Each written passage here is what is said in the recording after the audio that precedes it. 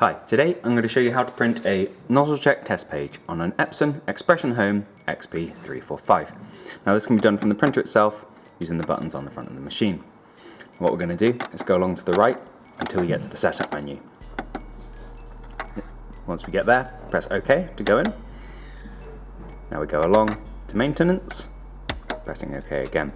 Now Nozzle Check is the first option and that's what we want. So you press OK. Then you press this one to confirm you've got paper in there, and away you go.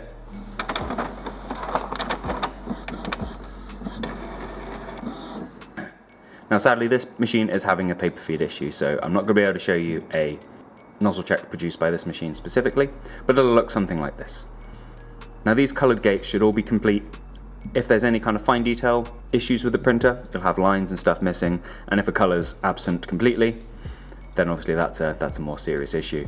If you've experienced any of these things, I'd recommend running some cleaning cycles from your printer, the option for which should be offered at the end of printing the nozzle check. If however you want to do this separately, we have a video for this on our channel showing you how to get into that part of the menu. But thank you for watching. I hope you found this useful. If you have, please do give us a like. If there's anything else you want to know, please do let us know in a comment. Otherwise, thank you for watching and I'll see you next time. Take care. Bye bye.